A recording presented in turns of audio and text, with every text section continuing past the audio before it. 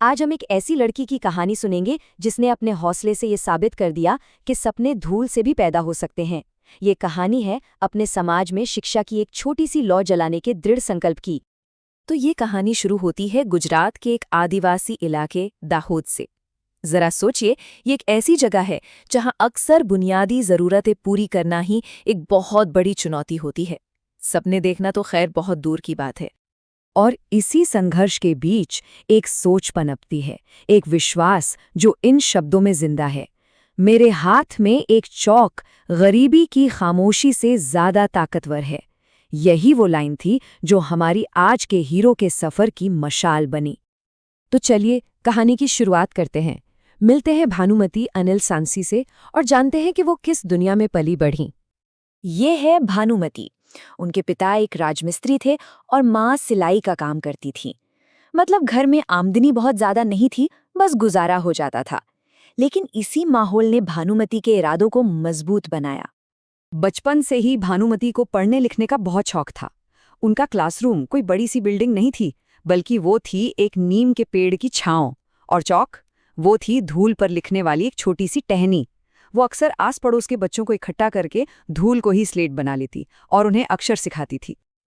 लेकिन ये सपना इतना आसान नहीं था। अब बात करते हैं उन मुश्किलों की, उन रुकावटों की जो भानुमति के रास्ते में किसी पहाड़ की तरह खड़ी थी।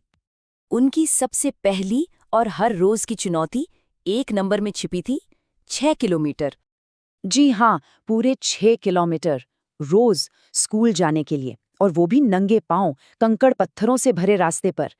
ये सिर्फ एक दूरी नहीं थी, ये उनके हौसले का हर रोज का इम्तिहान था। पैरों में छाले पड़ते थे, पर वो तो ठीक हो जाते। लेकिन फिर एक ऐसी मुश्किल आई जो उनके हौसले को तोड़ने लगी। स्कूल की फीस। परिवार के लिए फीस के पैसे जुटाना बहुत मुश्किल हो गया था, और एक पल के लिए तो ऐसा लगा कि उनका सपना शायद अब अधूरा ही रह जाएगा। और बस यहीं पर कहानी में आता है एक बड़ा मोड़। ये वो हिस्सा है जहां भानुमति ने हालात को अपने हाथों में लिया। देखिए, भानुमति ने हार नहीं मानी। अगर गरीबी ने सवाल खड़ा किया तो उन्होंने अपनी मेहनत से जवाब दिया।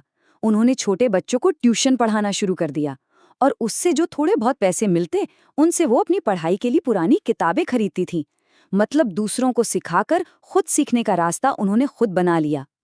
पैसे की कमी तो थी ही, पर उससे भी बड़ी चुनौती थी समाज की सोच।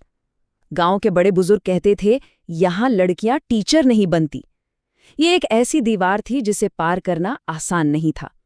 पर भानुमति का जवाब सीधा और साफ था, तो मैं पहली बनूंगी। तो चलिए अब देखते हैं कि इस हिम्मत का, इस लगन का नतीजा क्या हुआ और इसका उनके समाज पर क्या असर पड़ा। उनकी मेहनत रंग लाई, और कैसे। पहला कदम, 12वीं में शानदार नंबरों से पास हुई। दूसरा, उन्होंने टीचर ट्रेनिंग कोर्स में एडमिशन ले लिया, अपने सपने की तरफ एक और कदम बढ़ाया।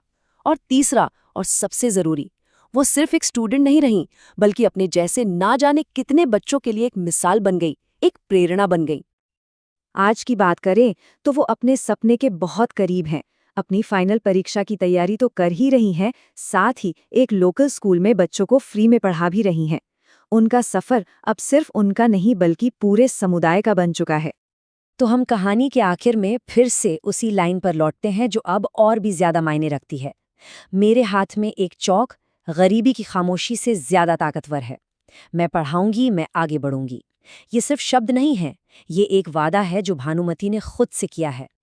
भानुमति की कहानी हमें एक सवाल पर सोचने को मजबूर करती है कि हमारे आसपास ऐसे कितने ही सपने हैं जो बस एक पहले कदम का, एक हिम्मत का इंतजार कर रहे हैं। एक इंसान का हौसला न जाने और कितनी कहानियों को जन्म दे सकता है।